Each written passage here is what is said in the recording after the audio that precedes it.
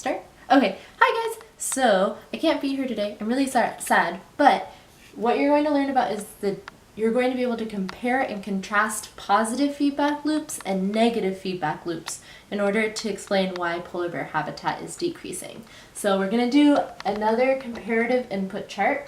So go ahead and the reason why you're doing this is because research has shown that when you watch someone right in front of you in different colors, it helps you learn. So what I'm going to ask you to do is watch the screen as I write it down. If I ask you to repeat it, repeat it. Also, if I ask you to turn and talk, please turn and talk. And then you also have your graphic organizer in front of you, so please fill that out as we go along as well. Okay, so the first thing you need to know is we're going to talk about positive feedback loops. Okay, go ahead and say that after me, positive feedback loops.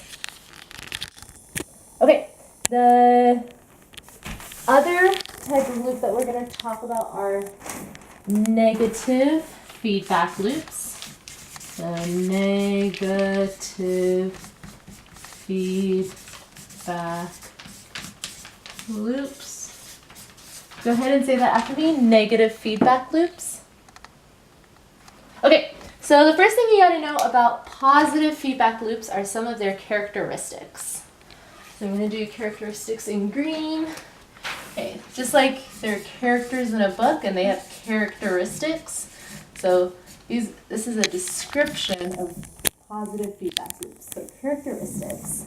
So a characteristic of a positive feedback loop is that they make something happen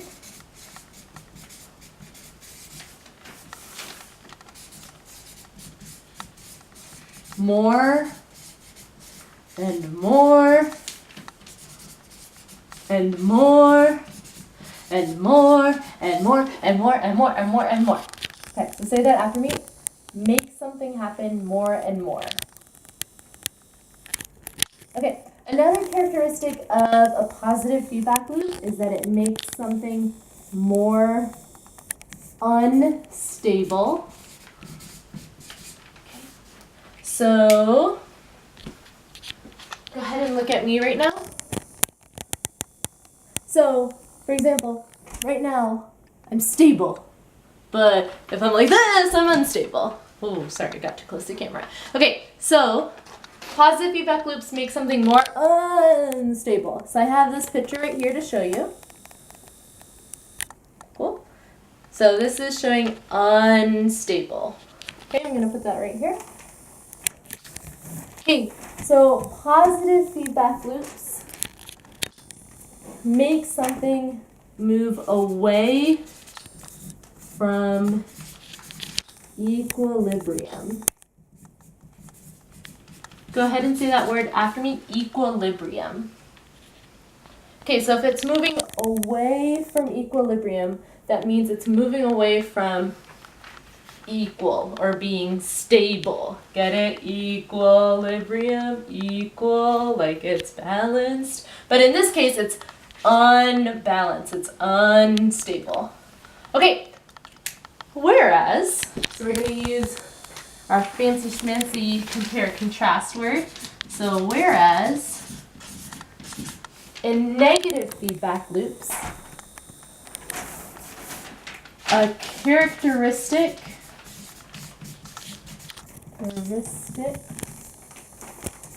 of a negative feedback loop is that it balances something out.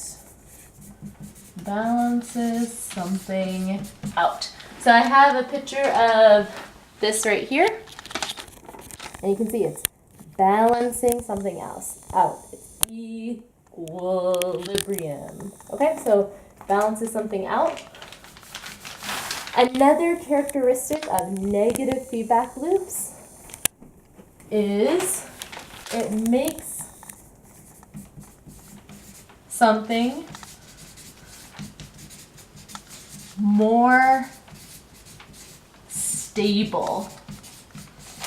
Like stable. Cool. make something more stable. Oh, sorry, stable. Okay, so make something, oh my god, Mom. Oh, sorry. Make something more stable. Okay, so another characteristic of negative feedback loops is it moves it towards equilibrium. So you're moving towards a state of equilibrium, towards balance. Okay? So what I'd like for you to do right now is you are going to turn and talk with your partner with these questions over here. Okay, I want you to do just the green part. So turn and talk positive feedback loops, blah, blah, blah, blah, blah. Whereas negative feedback loops, blah, blah, blah, blah, blah. You have 30 seconds. So substitute. Please pause the video and then start it again when you're ready. Okay. Another thing that you need to know about positive and negative feedback loops are examples. So I'm going to write that right here. Examples. Okay. So an example of a positive feedback loop would be fighting. Wait, what? This is what I mean. So say you have a person named Dan. And Dan hits John. Then John's going to be mad, so then John's going to hit Dan back. So John hits Dan. But then Dan's really mad, so then Dan hits John back. But then John's really mad again, so then John hits Dan back.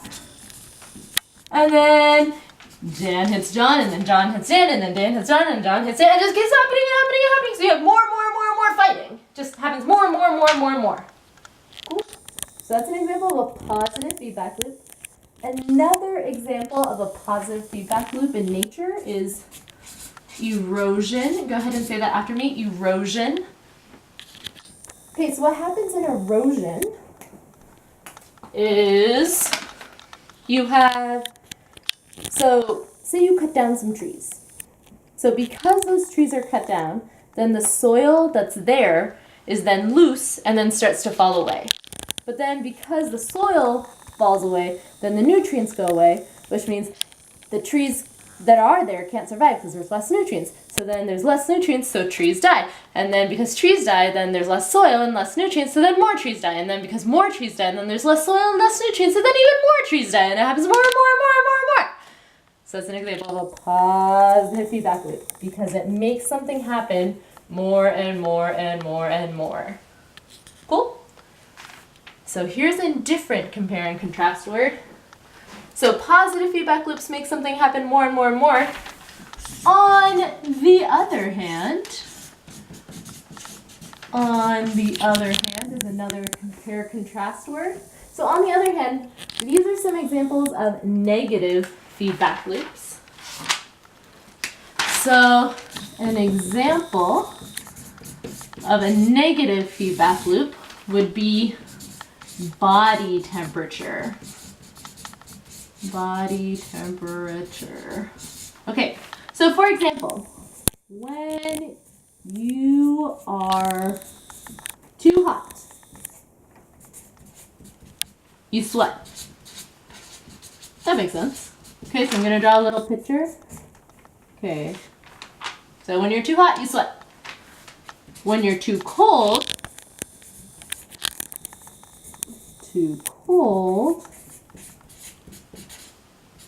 you shiver. Like, ooh, shiver. So I'm going to draw this little picture. Make sure you draw this picture on your graphic organizer too. Okay, so, okay, this is a little seesaw. But then after you shiver, after you sweat, after, you are balanced. So we're going to draw a little picture here. So I'm balanced. Okay, so go ahead and take a look at me. So when you're too hot, you sweat, and then you go back to balance. When you're too cold, you shiver, and then you go back to balance. So it's all about bringing you back to balance. So negative feedback loops make you more balanced. They're trying to balance things. Okay, what I'd like for you to do right now is turn and talk with your partner using this sentence frame. An example of a positive feedback loop is blank, because, tell me why. On the other hand, an example of a negative feedback loop is because blank. Okay, pause, talk. Okay, next thing you need to know is, what does the graph look like? Because the standard for this unit is you should be able to analyze data in order to describe the data as a positive feedback loop or a negative feedback loop. So if you have a positive feedback loop, the graph's going to look like this. Okay, so it's either going to look like you have something that happens more and more and more and more and more and more, like more and more fighting. Or it might look like, more fighting.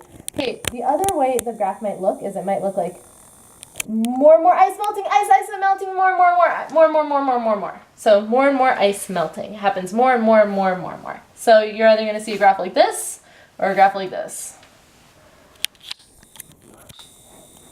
However, I'm going to write this word right here.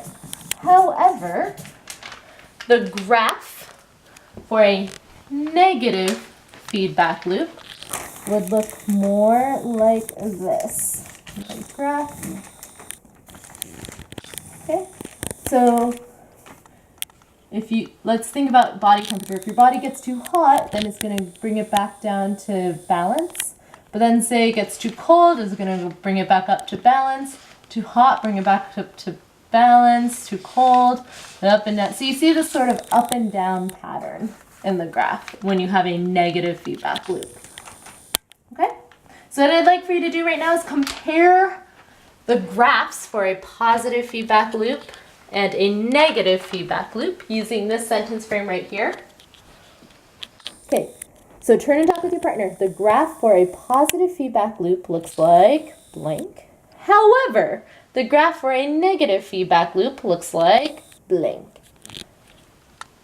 Okay, and the last thing you need to know is, are these usually good or usually not so good? So, even though the word, it's called a positive feedback loop, what's funny is that it's actually not a good thing. Usually positive feedback loops tend to be harmful. So let me write that down. So positive feedback loops are usually harmful. And then just so you remember, I'm going to put a little sad face. Sad face.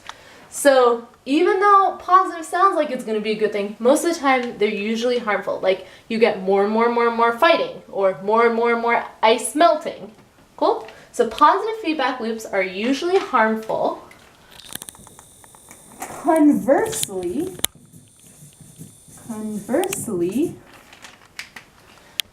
negative feedback loops are usually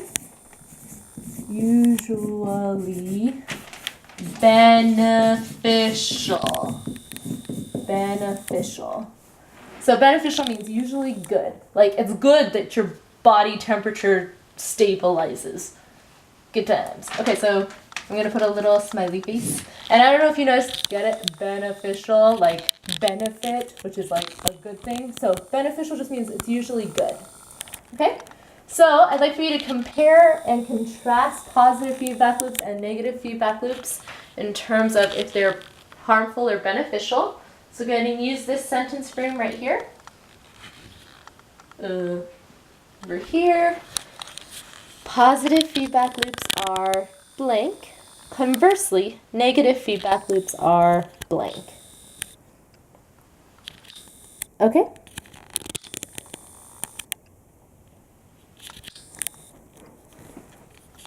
Okay, and that's what I want you to know about positive feedback loops and negative feedback loops. You'll have a quiz on this tomorrow, so please make sure you fill out this graphic organizer. And I'm just gonna pause on all of it so you can see it all at once. It's also in the room on the bookshelf in the hallway.